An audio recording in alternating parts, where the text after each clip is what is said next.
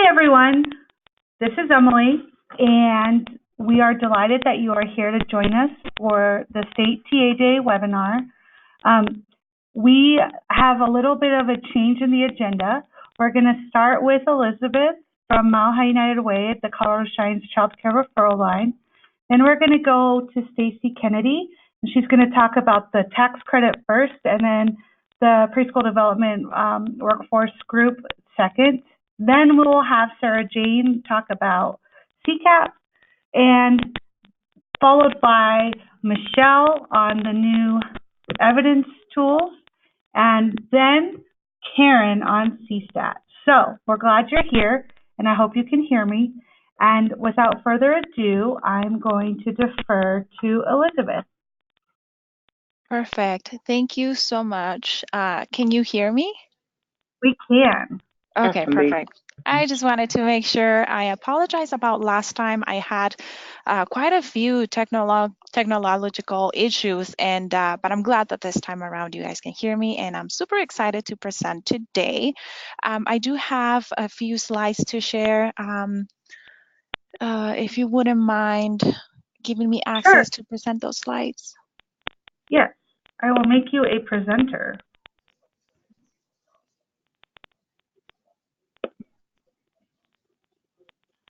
All right, you should have received something saying, yes, I accept, or I want to be. Okay, perfect. So I see your screen, so thank you, Elizabeth. And can you see the PowerPoint presentation? Just wanted to make sure. We see your email. Okay, that's not what I want, so give me just a quick second. My apologies. All right, so let me just switch screens very quickly. Now we see it. Okay, perfect. All right. Well, thank you so much for your patience. Again, I am super excited to present today. I hope all of you are doing well. As you know, I'm Elizabeth Nevares, and I coordinate the call center here at Mile High United Way for our CCRNR line.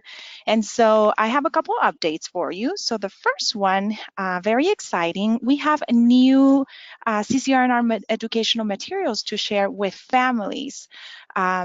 So OEC, they very graciously included us in their marketing project so that marketing materials could be updated, and our internal materials as well. And I just wanted to share with you that those materials are completed, and we're actually going to begin sharing those with families very soon. I'm guessing probably tomorrow or maybe the beginning of next week. But I do want to give you a peek of those materials, kind of give you an idea of what they are and what they look like. And I'm sure you might have, you probably might have seen them before, but here it is. So essentially the information is pretty much the same as the materials that we had before.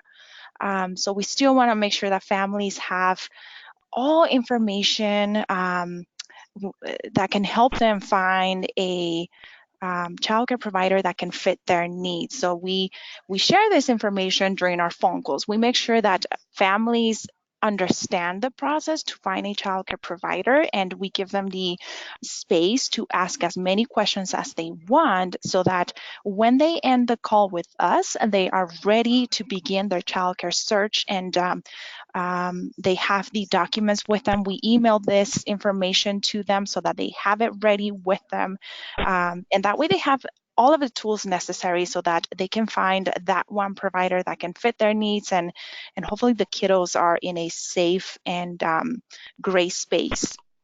So this one that you're looking at, this is the adult to child ratios. And I'm just going to scroll very quickly. It gives them detailed and specific information about those ratios. And here we have sections on what those ratios specifically are. And invite them to call should they have any questions about licensing, or if they want to file a complaint, which I think it's something that is very important. And again, all of this information we do share with our families just to ensure that they have that knowledge with them. This one here, this is a guide to find licensed quality care, and a huge shout out to Catherine and her team and the marketing team at OEC. They did a very wonderful job designing these materials. I think they look very sharp and easy to understand. And down here, it invites families to give us a call or text if they have any questions about the information presented or if they need help finding childcare. And these documents are in English and Spanish, which is very nice as our volume is, we do have Spanish-speaking families calling online and wanting to learn more about childcare and how to find the right provider. This one here is Find the Right Childcare Program for Your Family. Again, a little bit more information about where to go, what to do, what steps to take. There's this worksheet here and a checklist, which is very important. We suggest families to take this checklist with them when they're visiting and interviewing providers. That way they know the things that they should look for when doing those tours. And then finally, this one here, Baby's First Day checklist. I think this one is a very important, and for any families who have infants in their household, we do share this with them so that they know what specifically to look out for, when it comes to their small ones. So again, this information we share with families over the phone, and after we end our conversations and are ready to send that email with the list of childcare providers, we also send these documents just to ensure that they have this with them should they need to reference it at a later time. And these documents are in English and Spanish. Do you guys have any questions about this specific piece? Hi, everyone. If you want to type in your questions, this is awesome. Thanks so much, Elizabeth. If you could, I think you've sent them to us, but we can include them if you want in our follow-up materials for the webinar. That'd be great. We can share with everyone. So, Elizabeth, Yes. there is one question. They're wondering where they can find these documents. If you can repeat that again. Well, I am sure that you can find these documents in the Colorado Shines website. Emily, am I correct? I can check and make sure. So we can double run that past Julia. So we'll make sure all the links are in there and available to you guys. It's probably in the toolkit. Okay, so, perfect. Thank right. you, Elizabeth. Thank you. I do have one more section to share with you. Sure. Let's see. And this one is very exciting. I'm hoping that you can see my screen. I think I X out of it for some reason. Well, this second announcement that I want to deliver to you all is about our texting campaign. As you know, families can reach out to us via phone, chat, email, and text.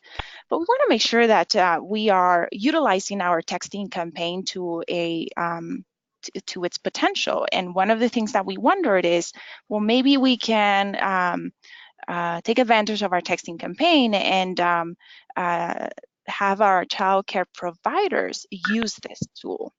And so I've created a announcement, and I've shared this with you a few months ago, but finally it's good and ready to go. So I created this announcement. Hopefully you guys can see it. I'm trying to make this a little bit bigger, but this announcement here that you see is so that you can share it with your childcare provider. So this is so that they can text our line and let us know about their openings. Hopefully this will make it easier for childcare providers to let us know about their openings, and at the same time make it easier for us to find those openings when families are calling in to find care. So that's pretty much the target. This texting option will become available September 2nd. Once we receive a text, providers will receive an automatic message instructing them to provide the following. So that would be license number, number of spaces available, age groups, and whether or not they offer CCAP, yes or no. Once we have that information, we will record that in our internal availability spreadsheet. And it's very easy for providers to reach out to us. Simply, they have to text the keyword CC Open to the number 898211.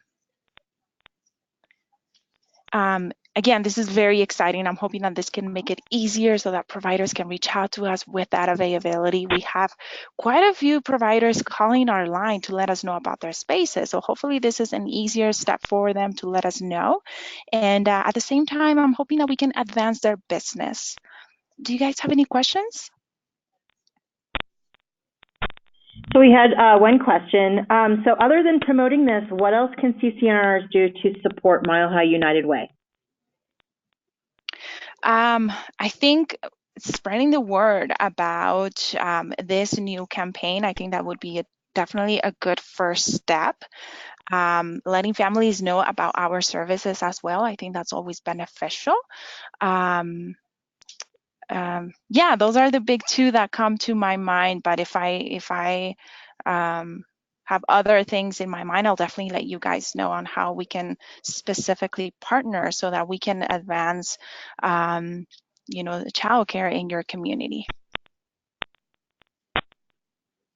So our next question is, can we get a copy of this page to send out so it can be shared in Early Childhood Council's monthly newsletters? Yes, for sure. Well, today I'll send a copy of this announcement that I made, and you can easily just insert it in your newsletters. You could do a Facebook share out, whatever you please. Hopefully it's easy to understand and it pops so that it calls their attention to it. Okay, our next question is, will there be any kind of cards made or handouts that can be passed out to the community? I am not sure.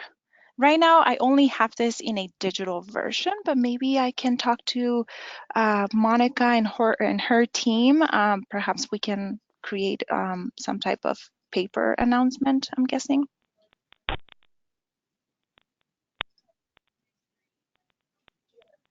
We can try to see about what type of digital files we can create in the minimum. Yep, that's definitely a good start. Okay, any other questions? I don't think we have any more. Thanks so much, Elizabeth. I really appreciate it. Of course, thank you very much. And again, this texting option will become available September 2nd. If you have any questions, please reach out to me. I'm more than happy to chat. And for sure, let me know how this is going. I'm very excited to see what the response will be with providers. Thank you, Elizabeth. Thank you.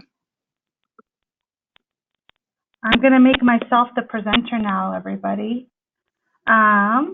And Stacy is actually going to speak to the next two topics. So Stacy, when you are ready, I have pulled up your slides. Great, thanks, Emily. Hi, everyone. For those of you who don't know me, my name is Stacy Kennedy. I'm the Director for the Child Care Quality Initiatives Unit here at the Office of Early Childhood. And I wanted to present some information on an exciting piece of legislation that passed last session that we believe is a good first step in supporting our early childhood educators. So during last session, House Bill 19-1005 passed. And Emily, if you will go to the next slide.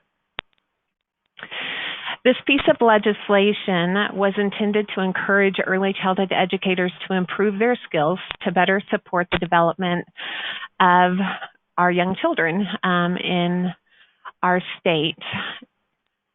And it has a couple of components to it that really define how an individual will be eligible. Before I go into those details, I wanted to just let you all know that the first tax year that this credit will be available will be 2020. And so the office is planning for a fairly significant communication campaign around this opportunity. So in order to be eligible, there are two components. The first is related to the professional or the educator. So it needs to be an individual filing a single return that has a federal adjusted gross income less than or equal to $75,000, or if a joint return is being filed, a federal adjusted gross income less than or equal to $85,000. In addition, the individual has to hold an early childhood professional credential, for at least 6 months of the income tax year for which the credit is claimed. And the individual is either a licensee of an eligible program or employed by an eligible program. And I'll go into detail on what that means. If you'll go to the next slide, Emily. So an eligible program is really a licensed program serving children 5 years of age or younger. And so these are programs, whether they're a center or a family child care home, participating in our Colorado Shines Quality Rating and Improvement System. Additionally, for the income tax credit year for which the credit is claimed, the eligible program needs to meet one of two additional criteria, and that is to have a level 2 quality rating in the Colorado Shines for the income tax year for which the credit is claimed, and have a CCAP fiscal agreement, or meet the criteria of being an early Head Start or Head Start program that meets federal standards. And I just want to, this is not coincidental. Some of this requirement is something you've seen over the years. And so I think when Colorado Children's Campaign was really advocating for this bill, they wanted to see some alignment across how policies were occurring. Next slide. The tax credit amounts are based on credential level, and this graph shows the different tax credit amounts that an individual can earn at the different levels. And we've had a lot of questions about like the whys behind the level 2 and 3 being higher. And while there were a number of ways for us to do this, as you might imagine, when the cost models were being played out, there was, a lot of discussion about what structure made the most sense. And so the level 2 and 3 were defined at a higher level for a couple reasons. One is we know that currently, based in child care rule, the assistant early childhood teacher and the early childhood teacher both can meet personnel qualifications in rule by achieving a level 2 or level 3. And we also know that in the workforce study that occurred a few years back, those two positions were the positions where programs indicated there was more of a challenge related to recruitment and retention. The other thought that went into this was that typically at a level 4, 5, or 6, those are individuals that, based on the current structure of the credential, likely were already in a higher paid position. And so these lower levels could benefit more readily by having a higher tax credit. So that was the thinking. Next slide, please. So as I mentioned, the tax credit is effective for the 2020 income tax year. Individuals can only receive one tax credit per income tax year, even if the educator earns the next level of credential in the same year. And so what this is kind of implying, or the interpretation of that is it probably in cases where an individual has a credential, they likely would be receiving the credit based on the initial credential level as opposed to the increase. And then in cases where the educator credit exceeds the amount of income taxes due, a refund will be provided to the educator. Next slide. Okay, so just a real high overview. I know there's been a lot of interest in promoting this. We are part of that group. There are a few moving parts here. The first is really getting the Colorado Shines Professional Development Information System in a space where we are capturing the right data that the Department of Revenue will need.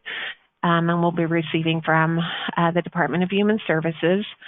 And then the other is, being able to test that and then frame out the communication. So we will be providing some, almost like a communication toolkit out to councils and other partners as soon as those materials are ready. So Stacey, we got a question that says, can we start spreading the word now? And you answered it with the toolkit, so it'll be great. Okay, great.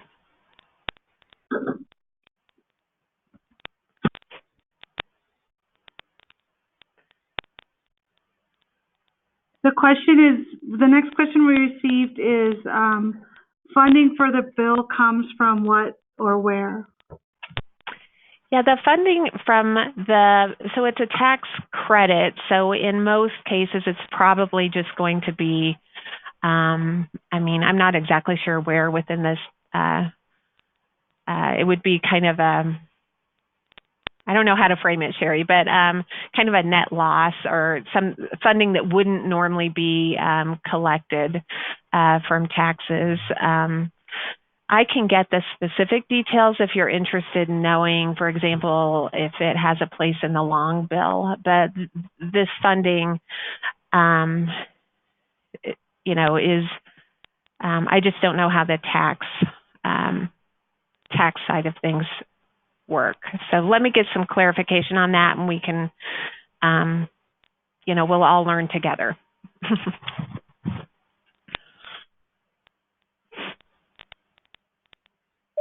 All right. And the next question that deals with the backlog for credentials. How will you account for the backlog of credential awards, and basically how will that backlog impact being able to access the credit? Yeah, that's a good question, and I know it's a timeline that we're all really working on. I don't know if Jennifer O'Brien is on the line and would like to respond to that. Let me see if I can unmute her. Just a second, okay? Okay, great.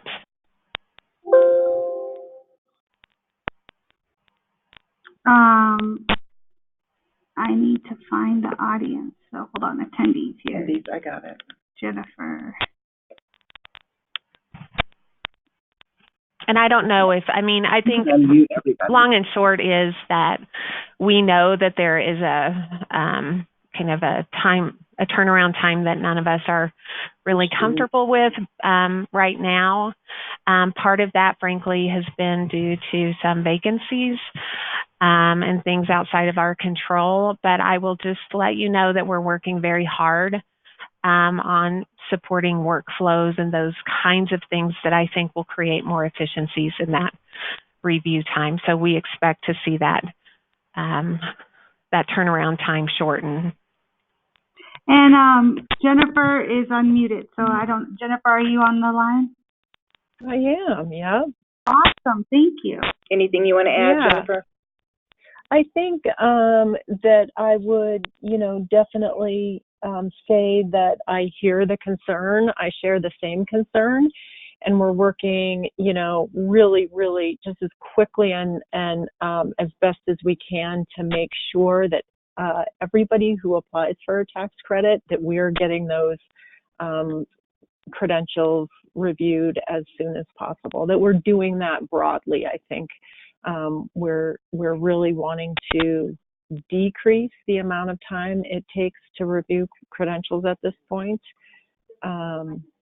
So yeah, I don't have any more details than that, but I definitely, we're all concerned about that and doing things that will make that better. Great. Thanks so much, Jennifer. Okay, Stacy, our next question is, will CDHS experts on this tax credit be able to come to local communities to talk about it in 2020? Is there info for tax preparers that know this information too? Yeah, I mean, I think that will be part of the communication plan. We really, I don't know that that will include a community by community visit on the part of the state, and I think that that's where the toolkit will really assist you all to kind of share the information locally with the educators and programs in your area. And the next question is, this has to pass in November to take effect, correct? So the governor signed this in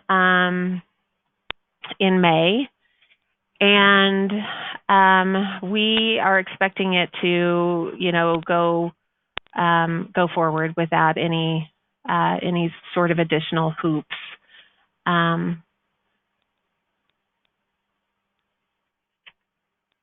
So long and short is, I think we're going to be expecting this to go through and be in effect in 2020. Great. I don't see other questions, so I can Okay. go ahead and take us to the next presentation. Okay. And I want to clarify that Jennifer O'Brien and I both will be presenting on this next section. And this is something that we presented in the past to the program quality and alignment. And this is an effort that's happened as part of the Colorado Shines Brighter or Preschool Development Grant activities. So we wanted to spend some time today to talk about one of 4 work groups that has convened and made some draft recommendations related to the early childhood professional credential and child care licensing personnel qualifications. So next slide. So the purpose of this particular work group was really to identify some alignment opportunities that would help create some improvements that are called out both in the Workforce 2020 plan and also some things that we've been hearing from councils and others who are working to support programs and educators around being, you know, which path, you know, makes the most sense to them in meeting the qualifications. How can they navigate these qualifications, whether it is licensing or the early childhood professional credential? And so we took the opportunity as part of the Preschool Development Grant to look at alignment and more clear communication and a strengthened system approach to these 2 areas. So next slide. During the work group, we took some time to look at the Workforce 2020 plan and look at the kind of overall goals. And this group, the work group, really had some agreement about why what we were trying to achieve and why we needed to achieve them. And so there were 3 main goals that we had, and that's to elevate the awareness and appreciation of both early childhood education and the professionals who make a lifelong impact on all children. to provide equitable and accessible opportunities to pursue authentic professional development and honor career accomplishments that are valued by the field. And then finally, to ensure all early childhood educators have the skills and expertise necessary to serve children of all cultures, backgrounds, and abilities. So next slide. And I think we all can agree on that. While we really wanted while we do want to embrace these goals, we also knew that making changes to these foundational professional qualifications, that we had some constraints. And so relative to the early childhood professional credential, the scoring logic is part of how the Colorado Shines PDIS is currently constructed and functioning. And so we knew that if there were significant cost to enhancements, that could be a constraint. The system capabilities in general were a constraint or an expected constraint. Available staffing. So if you can go back.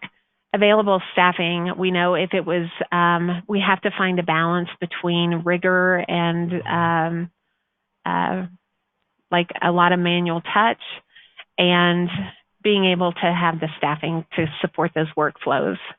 And then the limited time available to request enhancements. So since the work group convened, we have submitted high-level business requirements to the vendor that supports the Colorado Shines PDIS, and we're waiting for what's referred to as level of effort back from the vendor, which will include cost and timeline. We don't have that quite yet, but we think by the end of this week. Next slide. So who was involved? If you'll go to the next slide, we had kind of a three-tier structure where we wanted to include, really be inclusive with people who wanted to inform this. So we had a representative work group, and I'll go into the constituencies that represented that work group. We also conducted interviews with selected experts and researchers. We had an expert work group, which isn't as specifically called out here. And then we conducted in between the two work sessions a survey with all users within the Colorado Shines PDIS and all licensed child care providers. And I'll provide some details for what we learned through that process. Okay, next slide. So the representation on the work group included teachers and directors. We had early childhood council members. We had higher education, school district representation. We had our partners over at the Department of Education, the Early Childhood Workforce Development team, or not team, it was Jennifer, actually. We also wanted to be sure that we had some representation geographically speaking, so we made sure that we had urban and rural programs and that we had child care centers. Next slide. In addition to that group, we included, we wanted to engage some national experts because we wanted to understand perceptions, risks, and benefits of the various improvement options. And then we also wanted to be sure that we could kind of process through and answer key questions that came up from the group and have kind of an immediate access to those subject matter experts. The interviews were held with early childhood council members, other center directors, other folks from higher education that weren't able to participate in the work group, and just other subject matter experts. And we were able to include two leading researchers to better understand those national trends and leading indicators, and just also lessons learned, right? I mean, we can always learn from what other states are doing. And so we had specific time with Diana Shack, who's with the University of Colorado, Denver, and she's also a national lead researcher in this space. And then Denise Mozzie, who was part of the original Credential 2.0 development, as well as the Colorado Shines QRIS. And she's currently working, doing some consulting through the Center for Learning and Development. She's considered an international expert now, so we were really pleased to be able to subcontract with her and involve her in this process. Next slide. So I mentioned we did a survey in between, and so we had kind of 2 work sessions, and they were intense. They were 3 days long, and at the end of the first work session, there were some recommendations that were kind of surfacing, and so we put out a survey for less than a week's time, as I mentioned broadly, and to really test and gauge kind of the importance of these key improvement areas. And within that time, we received close to 1,600 individual responses. 75% of those responses were from directors, early childhood teachers, and assistant early childhood teachers, and 25% of the remaining responses were from family child care home providers and other professionals like you all on the call. We got a lot of input from early childhood councils and higher education, community college staff. So as I mentioned, it was a pretty simple, straightforward survey using a Likert scale, where we put forth the goals of the early childhood professional credential, along with some recommendations associated with point allocations, expiration timelines, higher education coursework and degrees, this notion of alignment between the credential as well as the licensing, along with gauging some enhancements that would really provide more clarity and transparency specific to the credential itself, so that users have a more positive experience. In addition to the almost 1,600 responses, we received 700 plus comments, and we're still sifting through. But I think that this goes to show that people were very passionate and invested in this particular area, particularly in light of teacher shortage and some other stressors that are realities for programs across the field. So next slide. So I'm going to go quickly through the insights from the survey. So this first slide on the left shows kind of who responded. So you can see there's a variety of different roles within centers. There's family child care home providers that chimed in. And then this, other, like I had mentioned, those are really councils, those supporting, coaches, those individuals supporting these pathways for providers. And then the right donut shows kind of geographic. So we, had representation from really all 3 kind of geographic areas from a census perspective, I should say. So next slide. At the top of each of these slides, what you're going to see is kind of what was the recommendation. And so in this case, it's an enhanced dashboard for users. And then in the bottom, what you'll see is kind of that Likert scale, kind of what was their thinking on whether it was on the range of not at all important or very important or I don't understand what you're talking about. In this particular area, you can see that there were very strong opinions that having an enhanced dashboard that creates more transparency and clarity around an individual's profile and how that information is feeding into the credential is very important. 80% rated it as important or strongly important. Next slide.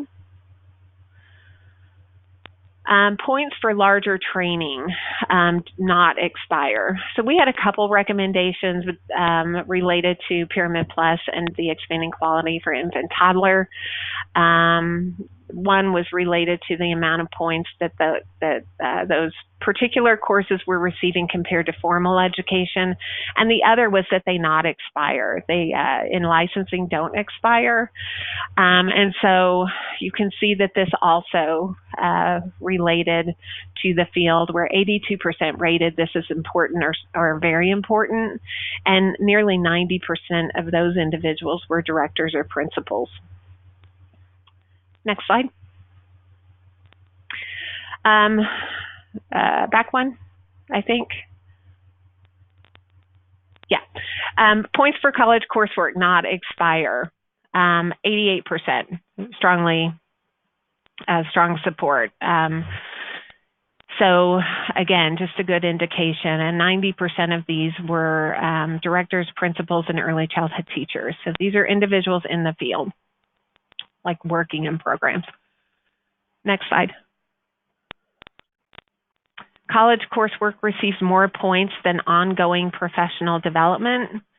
Not as strong as the others, but yet still strong. 67% rated this is important or very important.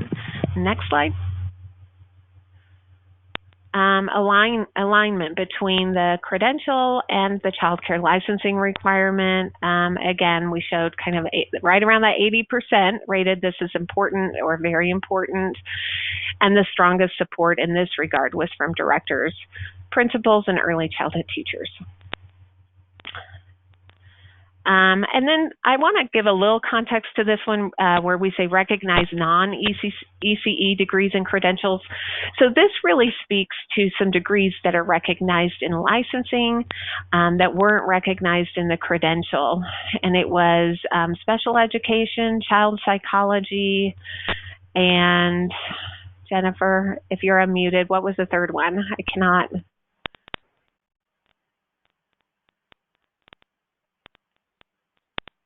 You might not be muted. There was a third one, and it's just not coming to mind as soon as I started speaking. Jennifer should be unmuted.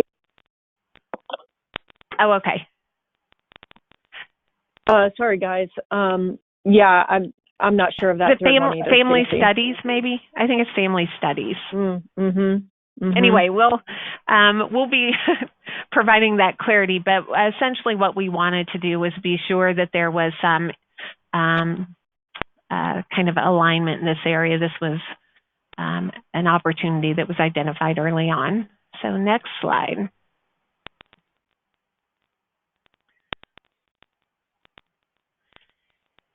So the insights from the survey really there were three main points. And one is expiration of points is a key driver in the frustration and confusion. And this was pulled from those comments. And I want to just give the caveat that this was based on kind of our early on what we could do in terms of sifting through those 700 plus comments. I'm sure we could probably bucket out and categorize this even further. There's a strong desire for a more user-friendly and simpler technology, and support for more clear alignment between the credential and child care licensing.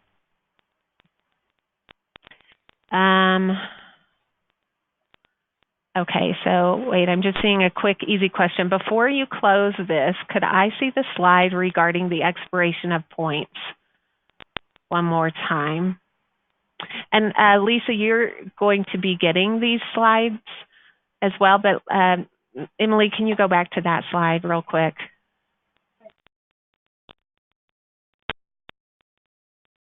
You guys, there's a handout thing where there's this slide deck and the one that we use to kind of frame up the agenda and everything. So, Yeah, Lisa, hopefully that works for you. We're going to get these out just right after. Yeah, it's there already if anybody wants to access it now. Oh, okay. Okie doke. So let's move on past the survey insights. Now, if you can go back one. You're a very eager forwarder. Insights from the PDIS data. So this is really kind of in part some of our next steps. There are draft recommendations. We are running these recommendations based on real credentialed users to determine or to kind of conduct an impact analysis. And there were some key areas where we wanted to know impact based on credential level or geographic location in the state, education level, and any other kind of demographic indicators which had been identified as language, race, gender, or age. So Jennifer is going to talk a little bit more about this after she kind of goes into further detail about the recommendations. So Emily, if you'll go to the next slide. Jennifer is going to focus on the recommendations regarding the ways points are awarded. So I will transition to you, Jennifer. Great. Hi, everybody. Can you hear me? Hopefully you can hear me. You're good. Okay, good. So as you might imagine, we spent a lot of time thinking about changes to the points related to the early childhood professional credential. We had a lot of discussions around the desire to simplify the credential, to reduce the complexity, to make points awarded more equitable and fair, and also to continue to encourage professionals to continuously learn and grow in their career, right? Kind of one of the main goals of the credential. Okay, next slide, thanks. So first I'll talk about what is remaining the same. We're still going to have our 4 pathways, right? Formal education, ongoing professional development, experience, and demonstrated competencies. We're keeping the 100-point scale. We're keeping the 10 bonus points for the demonstrated competencies pathway. We'll have our same points caps, so formal education at 50, ongoing professional development at 30, experience at 20, and then the 10 bonus points for demonstrated competencies. And then as always, as you know, as far as a few years ago, points for highest degree do not expire, okay? So those things are remaining the same. Okay, so this table summarizes points for formal education. There's a lot of information on this slide, so I'm going to walk everybody through it. So you'll see that the first column is the level of degree. The second column is the current points assigned to that level of degree. And then columns 3 through 5 are about future state. So column 3 describes the points awarded for early childhood degrees. Column 4 describes the points awarded for early childhood related degrees. So degrees that aren't quite fully early childhood, but we know there's a lot of overlap. And this is one of the places where the credential and child care licensing requirements are coming into alignment, like Stacy alluded to earlier. All of the degrees that licensing accepts, the credential now accepts either in the ECE or ECE related areas. And then column 5 describes the points awarded for unrelated degrees. So all degrees are valued, right, in these revisions, but degrees that contain coursework related to early childhood are valued more. Okay, so in this formal education pathway, there are some other recommendations that the group made. So the elimination of the 15-year expiration on early childhood coursework. We've heard a lot from a lot of people, including some of you on the phone. So we're really excited to make this change.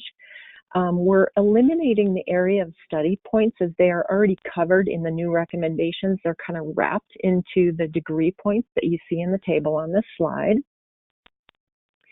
And then early childhood courses taken outside of a degree will be evaluated and eligible for points. And the exact point assignments and the caps are still being determined, but we want individuals who are working toward a degree and the individuals who take courses after a degree has been awarded to earn points. So we'll have a cap on these points, though, so that degree achievement is incentivized.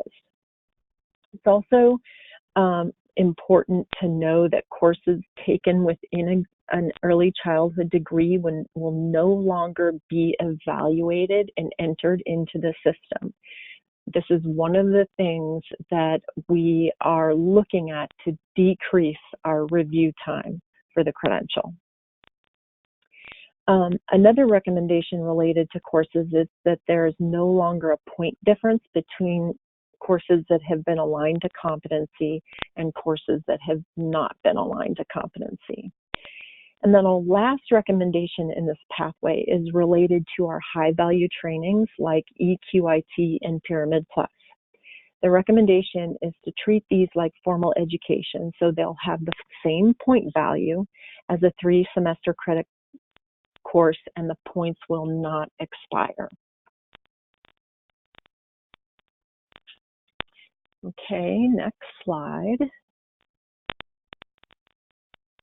Okay, so here are the recommendations to the ongoing professional development category.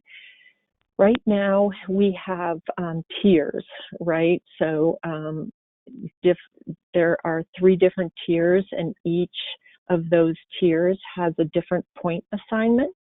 And so what we're going to do is wipe out those tiers. They're difficult to understand. They're difficult to explain. So for the sake of simplicity, it will be 0.5 points, so a half a point per 1 hour of training. So we're hoping that this makes it easier for people to calculate their points for any training. Training over and above licensing requirements is still incentivized. And then points related to trainings delivered as a series that have a high needs component or a job embedded component will be calculated the same as other ongoing professional development. So those 2 extra points for trainings that contain those features are now, we're recommending that that be eliminated.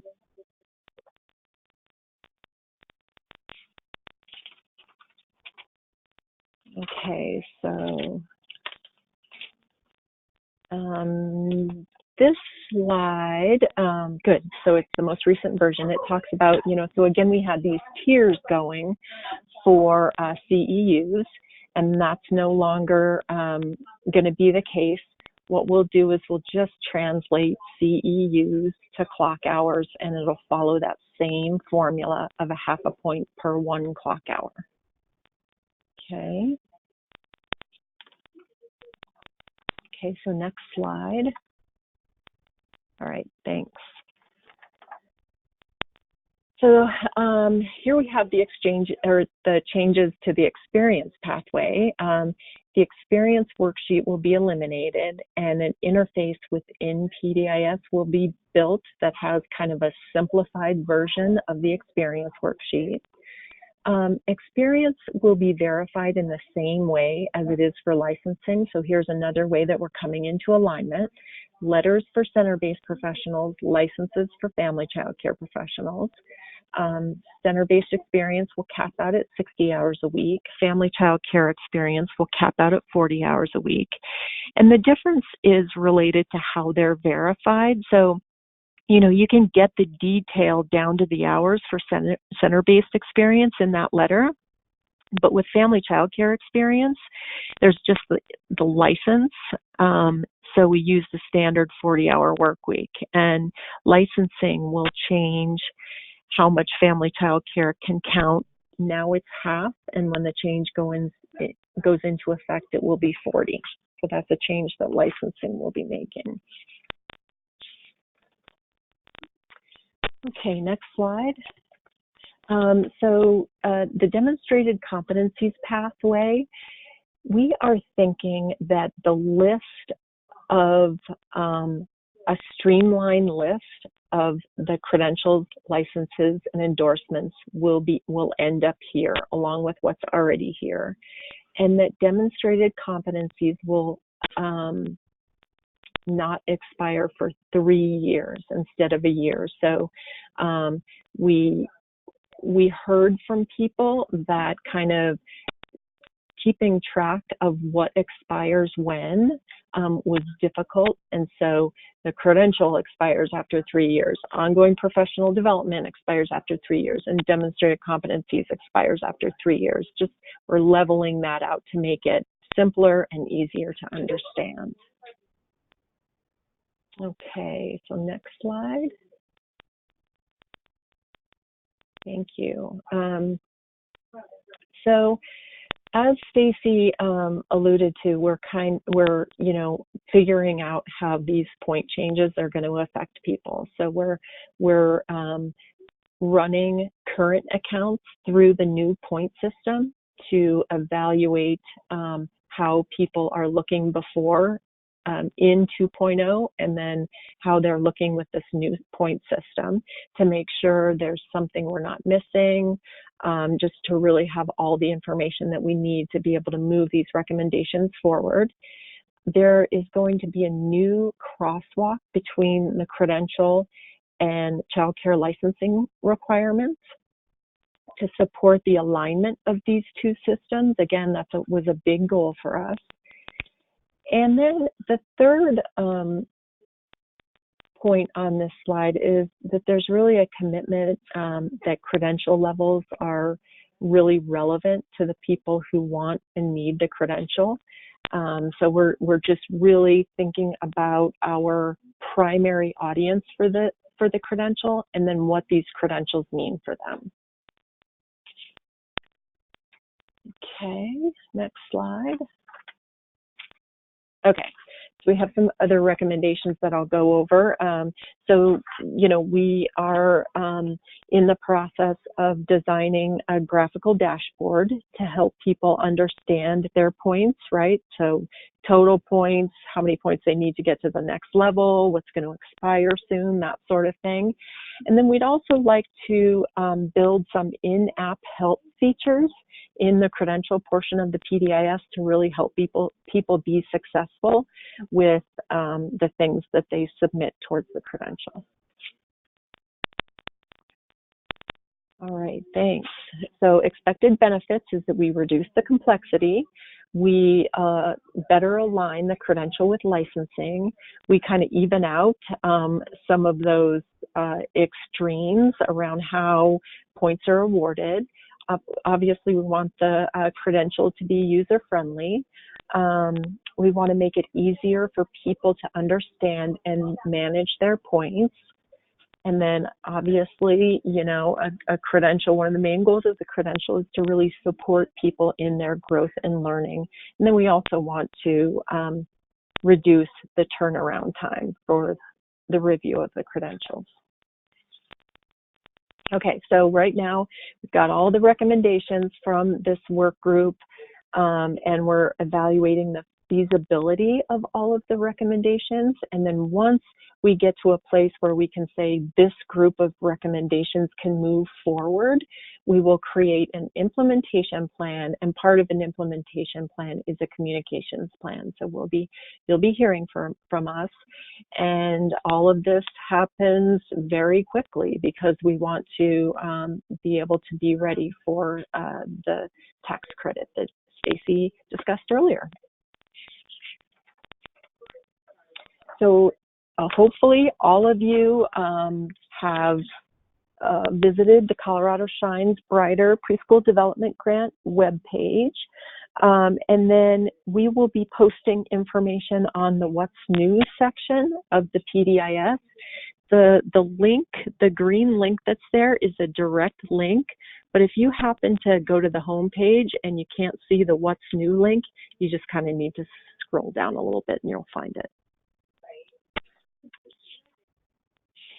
And then if you have any questions, feel free to reach out to any of us.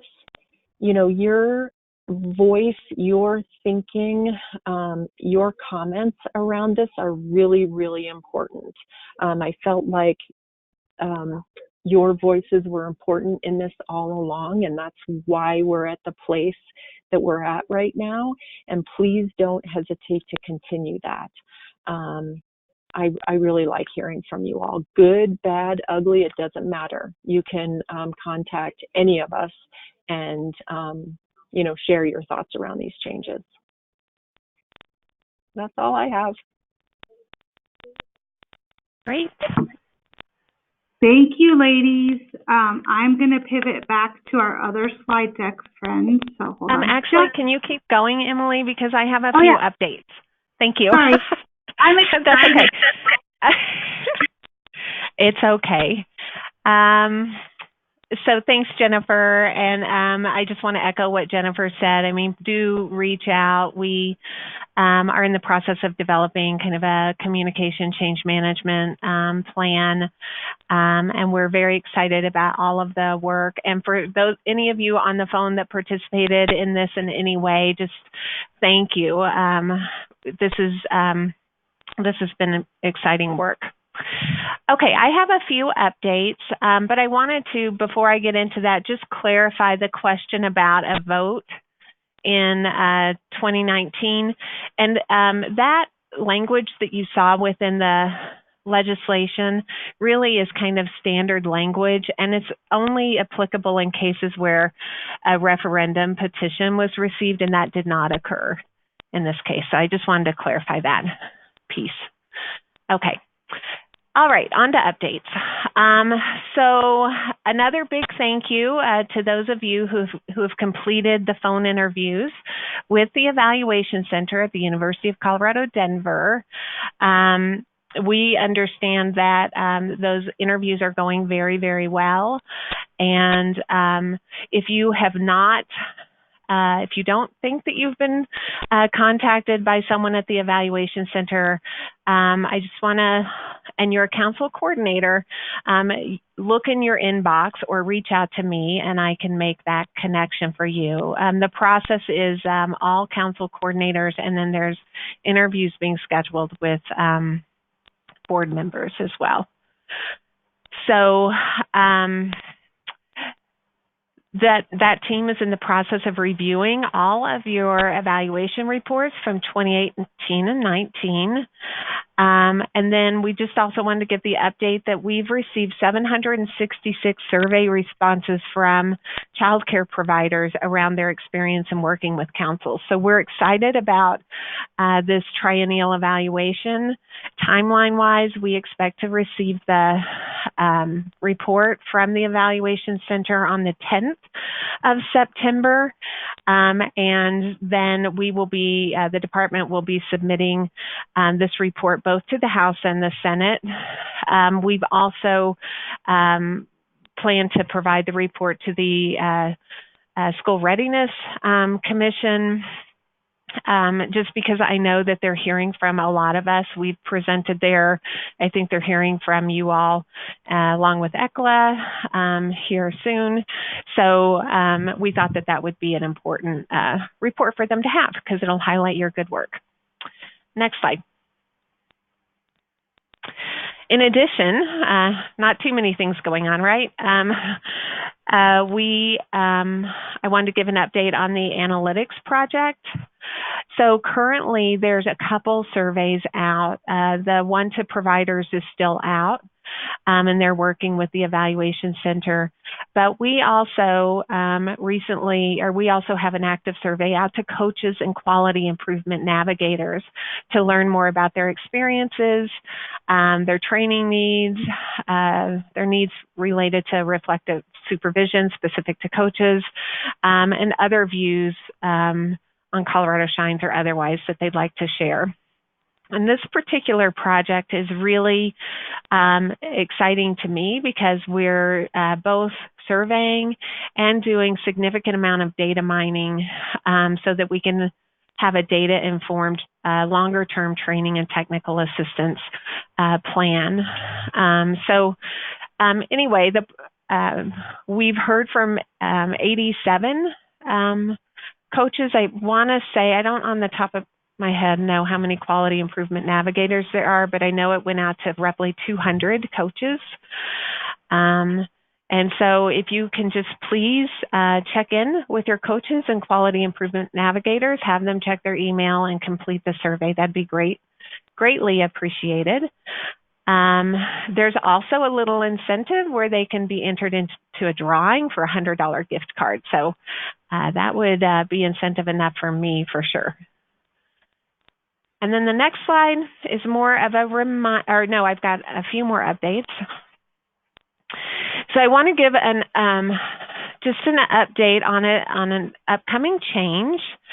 So the Office of Early Childhood is moving the coaching kind of training supports, or we're going to be having that occur out of the Office of Early Childhood, and we have recently hired a coaching instructional design coordinator.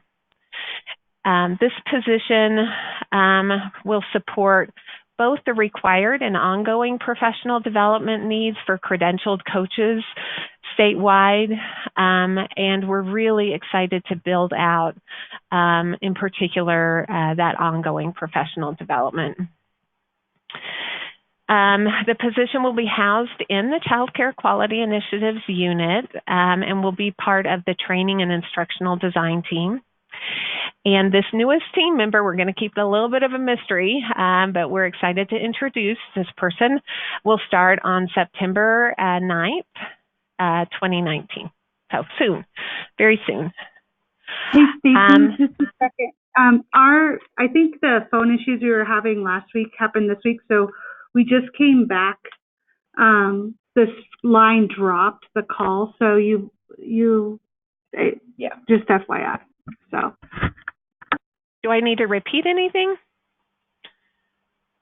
We just have the new coaching instructional design coordinator, and that it's moving to OEC, and that they will. Yeah, I'm just asking if I need to repeat anything, if you know that maybe when the line was dropped, but it doesn't sound like it. That's what we last heard, so I just want to make sure. Okay, great. Well, that's what I just said, so that's good news. I also wanted to just give two more quick updates. We are planning to offer the relationship-based professional development training in the fall. We plan for that training to be in the Glenwood Springs area. It will be supported by our new team member, along with Eva with the EQIT, so we're excited. We will be sending a link out to a Google form. If you can share this with those in your area so that we know if people are interested. In addition, we'll be sending this out to those individuals who entered their names in that prior list. I think there were about 200 people, so we can gauge their current interest. And then finally, recognizing the impact of bias on early childhood professionals is out on the Colorado Shines PDIS. We wanted to let you know it counts towards both a level 2 and social emotional training requirements as required by licensing. And this makes 7 hours of social emotional training on PDIS. So we're working to really build that particular type of training out. Next slide. And then a reminder, I've heard that there's been some questions about the timing for the Early Childhood Council request for application. So I wanted to include this in this slide deck, just to remind you all that this solicitation will be coming out in January of 2020, and it will be open for 30 days, and all of you will be notified once it's posted. The scope will include both the systems building as well as the Colorado Shines quality improvement effort. And the funding will be future state systems building funding, as well as Colorado Shines QI base implementation funding, and these awards will inform the next state fiscal year contracts. I know that there's been some new coordinators start, and so you can always reach out to your coordinator or send your questions to me. This may feel very new to some of you, and so I'm happy to answer any questions that you might have. And that is it for my updates and reminder. And unfortunately, I have to jump off, but I will look at whatever questions I wasn't able to get to, and we can send a follow-up or with the call materials. So again, thank you, everyone. Have a good rest of your day, and I'll pass it on to Sarah Jane, who's going to be talking about updates related to the Colorado Child Care Assistance Program.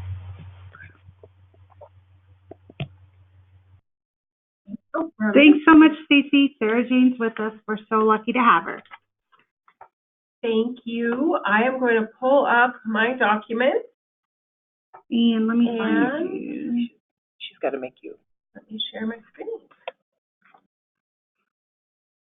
Sarah Jane, I don't see you on here. How am I logged in?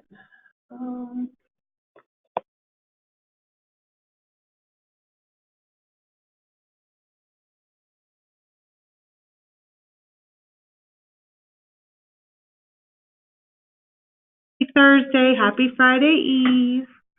Gonna Hi, make you the everybody. presenter. Give us a few minutes, and I want to say happy August, and I'm really happy to be here and able to share some information with you. Yes, so I sent you, you can drive now. Show my screen. Okay.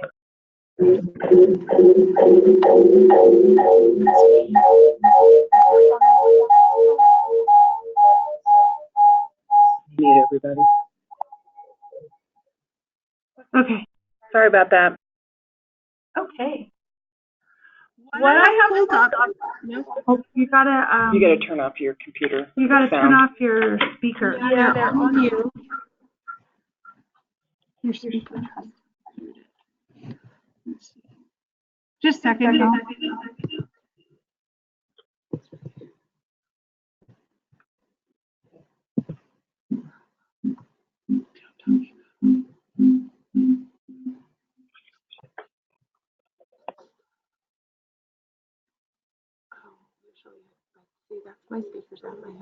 But that's your speaker. That's not your microphone.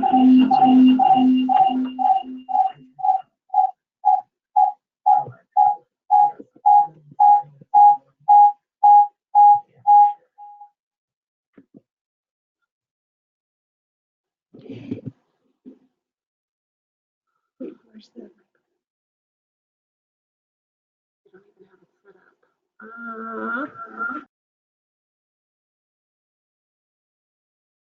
Your microphone. There we go. Okay. Can you hear me on the phone? Yeah. Okay. Technology is awesome. What I'm sharing with you all right now is a revised and updated document that we are making available for providers and for our early childhood councils and partners to help support the process of fiscal agreements with CCAP. We are in a new system that allows for fiscal agreements with any provider. It doesn't rely on having a CCAP child waiting or in your care. And so what we're trying to do is encourage counties and providers to enter into fiscal agreements so that if care is requested, a fiscal agreement is already available.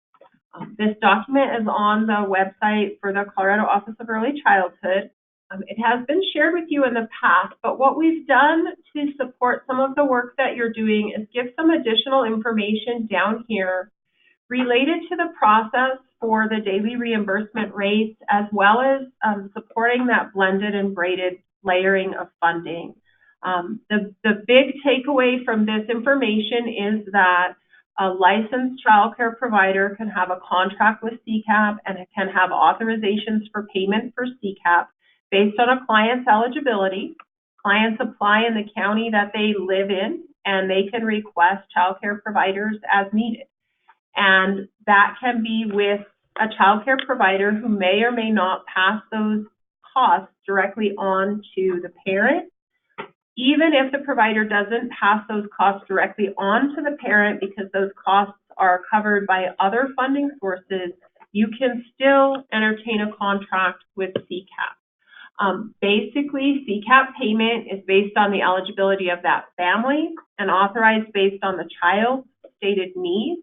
Once the program receives that funding, it's up to the program to allocate that funding according to what the program requirements are with other programs. So if you have a childcare provider who does the Colorado Preschool Program or Head Start, they are eligible to receive CCAP payments for CCAP authorizations. We do not need to, nor do we guide counties to split up the day and figure out which hours are covered by Head Start and which hours are covered by CPP and which hours are covered by, the scholarship. What we look at is when does the child need care and is the family eligible, and then we will authorize that for either a part-time day of less than 5 hours or a full-time day, which is 5 hours and 1 minute or more. So we want to try to help support those gray areas or areas of concern where providers do not know if they can accept a CCAP fiscal agreement or payments if they're also receiving funding from other arenas. And from the CCAP perspective and the CCAP program, that is not an issue. So hopefully having this documentation will help to support that. In addition, we do answer some other questions in here, just basically about what the process is, where CCAP families go to apply, and how that works. So we're hoping that this will help you with the work that you do. Hey, Sarah Jane? Yes. Can Head Start programs gain agreements even if they do not offer full-day programs? Yes. We can offer fiscal agreements to any licensed provider who is doing less than 24-hour care. So we can do fiscal agreements with early care Head Start, with half-day Head Start, with full-day Head Start, with daycare centers, licensed daycare homes, the whole gamut. And we do try to encourage counties to work with providers who have Head Start as well. If there are issues or concerns or difficulties, you can reach out to us. The CCAP counties do know that they're able to enter into fiscal agreements with Head Start providers and are not guided to entertain issues around Head Start funding or anything else. What we look at for CCAP is CCAP eligibility. So, and I think it's fair to say that it's up to the provider to figure out when they're billing CCAP, when they're billing Head Start, and when they're billing other programs. It's not up to the county to determine that, is your message. The message is for CCAP that if you have a CCAP fiscal agreement and a CCAP authorization, then those families check in and check out through ATS, and that results in automatic payment for that care. What the provider does with those funds once they get them is up to the provider. But in terms of billing, if you have a CCAP authorization, we would ask that the client checks in when they drop the child off and checks out when they pick the child up. If part of that day is funded by some other area, that's not our concern. We will pay for CCAP authorization based on that child's stated needs, that they are at that provider from this time to this time. It's meant to simplify, it's meant to remove obstacles and provide equal access, as well as providing funding to providers who are working with CCAP and providing quality care. Other questions coming through? Not yet. Okay. The day is young. The other thing that I wanted to share with you all was related to wait lists. And we also have something else as of the new rule package regarding enrollment freezes. And this slide kind of talks about that process. We currently have 4 counties on wait lists. Those 4 counties are Boulder, Douglas, Larimer, and Summit. So what that means is they are projected to be overspent with their CCAP allocation or spent with their CCAP allocation, and so they're on a wait list. What happens when a county is on a wait list is new families can still come and apply for CCAP. They do still have to complete an application to find out if they're eligible or not. And if they are eligible, they get put on a wait list. Then depending on how the movement happens within that county, the family would then be pulled off the wait list as soon as there was room. If that doesn't happen within 6 months, then what happens is every 6 months, the county reaches back out to the family to find out if it's still in need and are they still eligible. At initial application, they do have to complete a CCAP application. And then in terms of touching base as they're on the wait list, it's truncated information. And that's meant to keep families on the wait list who are still truly waiting and need that care, and removing families from the wait list who may no longer have that need.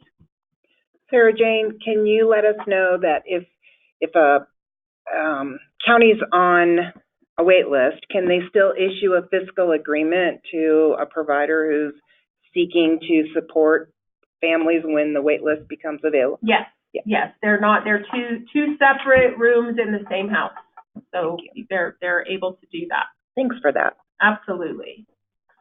And again, we don't have any counties currently on a freeze. So the counties that are on a wait list, some of them I'm hearing there's pretty rapid movement. When there's an application and somebody drops off, there's somebody going on. On some of the other counties, the wait lists are a little bit larger. And they're not having as much movement. But again, there are just those 4 counties within the state. And regardless of them being on a wait list, they can still enter into fiscal agreements so that as soon as they go off a wait list, or if one of the clients that's on a wait list, as soon as they are off, that provider is set and ready. A big dream, right? Big wish would be that we've got a fiscal agreement, a CCAP fiscal agreement with every licensed provider in the state. That would mean that we have equal access for our CCAP families. We understand that it's a choice whether a provider will contract with a county or not, but we are really hoping that childcare providers and counties will enter into those agreements so that when a family does need care, the authorization can be created within a really reasonable amount of time. All right. Thanks, Sarah Jane. Absolutely. Thank you. Please let us know, let the QREX team know as questions come up, and we can try to address them. And we'll be reaching out to you all, some of you related to the fiscal agreement task force. And then also we'll be working with councils and with counties in trying to build good relationships with providers and work out any thing that needs to be ironed out so that children and families can use care and providers can get paid. And y'all, our team's going to sit on that task force, so we're working really hard to collaborate with our friends and colleagues in CCAP. So, and I think you guys know that our team goes to the CCAP administrators meeting monthly, so we're working on that piece. So, thanks so much, Sarah Jane. We'll let you know if other questions come up, and if it's okay to share those documents, I'm happy to send them out to folks after the webinar. Thank you. Yes. So we talked with Stacy, and now we're to Michelle, and I will make you Super tight on time. the presenter. Yep. All right. Hi, everyone. So because I want to honor your time and we only have a few minutes left, could you guys type in the comments or the questions box if you received last week's newsletter with the new evidence documents that were handed out in that newsletter? Yes. All right. So I've got a confirmation that, yes, that was received. So basically the news I have to share is just what was highlighted in that article, that there's a few things that we changed when it came to the new evidence document. And it doesn't look like It's up for me to share, but that's okay. So one, we changed the title of the document because it is now not only the evidence document, but also the readiness assessment. We've married the two documents together, so now it is one document and not two separate documents. We did that so one, there's less confusion, but two, okay, Courtney, I'll make sure I send that out to you. But two, we want to make sure that the public has access and can use it as a self-assessment if they are going through Colorado Shines independently. We always hope that they're working with their counsel, but sometimes, as we know, some programs like to go rogue and do it on their own, and so we wanted to make sure that they have access to that same document. Another thing that we have added is that coaching is going to be honored if it's internal or external. It does not have to be external only. We have found that there is not a lot of evidence saying that there is a distinguished issue between the two. For credential, it has to be credentialed coaching. As long as they are credentialed, the coaching time will be honored. We've added all the check boxes, so it's just like the readiness guide, where it is electronic, so it can be done on a tablet or a computer, or they can download it and print it and fill it out by hand. The financial review can now be done with anyone with a business, finance, or accounting degree. It does not have to be a CPA that completes that financial review. Lesson plans that are submitted as documentation has been cut from 1 week or from 1 month of all children served in that program to 1 week of all children who are being served, or all age groups, I should say, for that program. As an effort to reduce the paperwork. Karen, you can just jump in if you need to say something here. And then at the end of each section, there is a notes section where they can, notes can be filled in of things that might need to be addressed. That's within that particular section of the point structure guide. We also added the point structure guide points to the areas so that it's obvious what the point structure guide is asking for, and then what that evidence is, and then that additional guidance.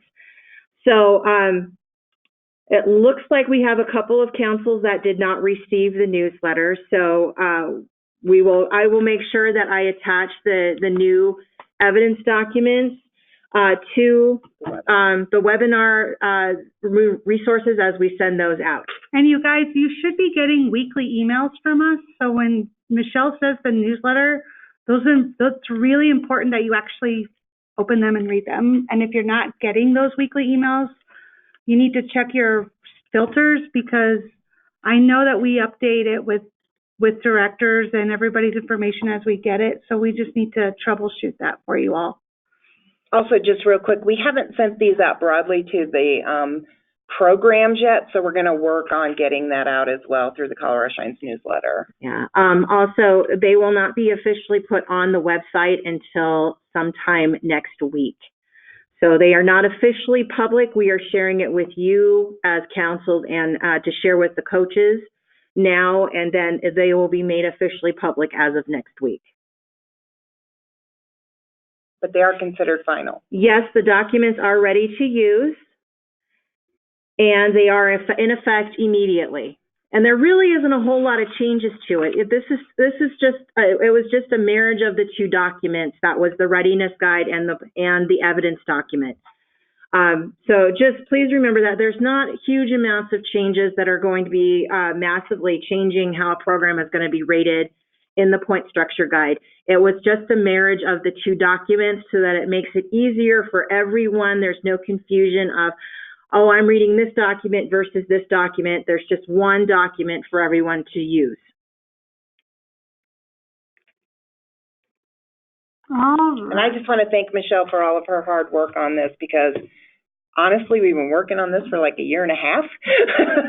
So we're pretty excited that it's ready to go. And a lot of this, the small changes we did make were based on comments we received from the validation survey. So thank you all for being part of that and giving us the feedback.